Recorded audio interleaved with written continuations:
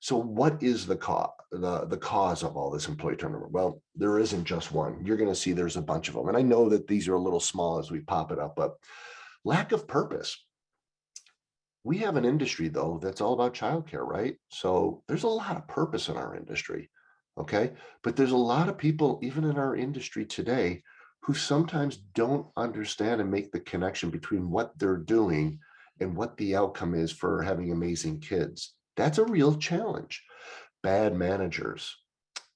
This is one of those things that you come to find out that a lot of people do not want to be in an environment, and the world has changed. It has changed from not only 20 years ago, but just 5 years ago, of how people are willing to accept to be managed. We'll talk more about all of these issues. Being overworked. This is a huge issue that we deal with. More than half of workers say that they've been encouraged to work either after hours or more hours. One of the challenges we have, and we know all this too, is we have to be in ratio. We have to be there for the little ones. We have licensing that is really there to ensure that we're doing that. But the challenge is, we have a staff member who plans on going home at 4 o'clock today. However, as a director, you walk in and say, I'm sorry, but I need you to stay to 5 because so-and-so went out sick.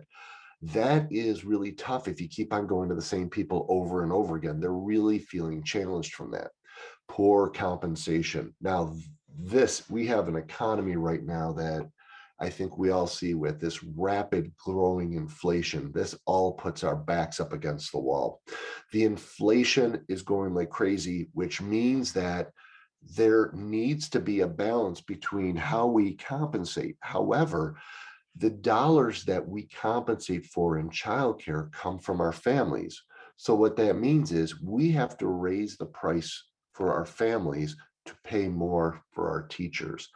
Then we get into this very difficult balance of how do we make sure that teachers are being compensated fairly, yet we're not overcharging parents at all. And this is the thin ice that owner operators are really working with them, because the margins are very thin in the childcare business to start with. So really figuring out this formula is something of a challenge for all of us. No feedback. Quite often, many staff do not understand why things are happening in their schools. Toxic cultures, very difficult situations. You come in and people are dreading coming to work. They think it's a real difficult situation. And they know that there might be a person, or maybe there's a boss, someone there who they're really dreading the fact that they have to spend time with them. And if you think about it, our teammates come in every day and spend more time with all of us than they typically do with their family members. Okay, we're talking Monday through Friday, oftentimes 8-hour days. Some days are working longer days. So it's a real challenge for them if they're in a toxic environment. Boredom. One of the things that we have in our industry is oftentimes it could be considered a flat industry. Why is that? Because, well, there's an assistant teacher to a teacher, an assistant director to a director, and oftentimes there's not other roles there.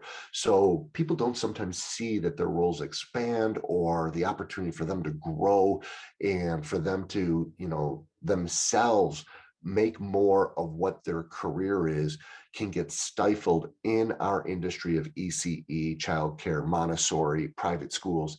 And that does lead to boredom. But there are ways to solve this too. Poor work-life balance. Here's another one that really, as you can see, this number is skyrocketing. Baby boomers to Gen Xers have certainly grown up with the mentality that you work long hours, you work hard hours, you don't get breaks, you don't have a lot of flexibility. Maybe you get 1, 2, possibly 3 weeks of vacation a year in other countries, but this is mainly in the States. It is something that those generations were used to. Well, with the millennial generations and Gen Zers that are coming about now, there's a totally different approach. There's a thought process of that they absolutely need more work-life balance. And a lot of that was reinforced during days that they had the pandemic, because at those point in times, they're at home a lot with their family and they're like, this is what life really should be.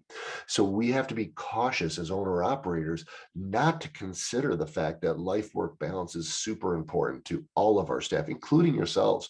Recharging the batteries and the energy for yourself and paying yourself first is a huge deal and opportunity.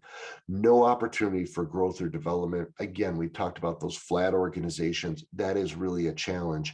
And then bad hiring procedures, and that means that we're maybe not bringing on the right candidate for the right fit for your culture. So when you look at this, there is a significant number of things that we have to manage through.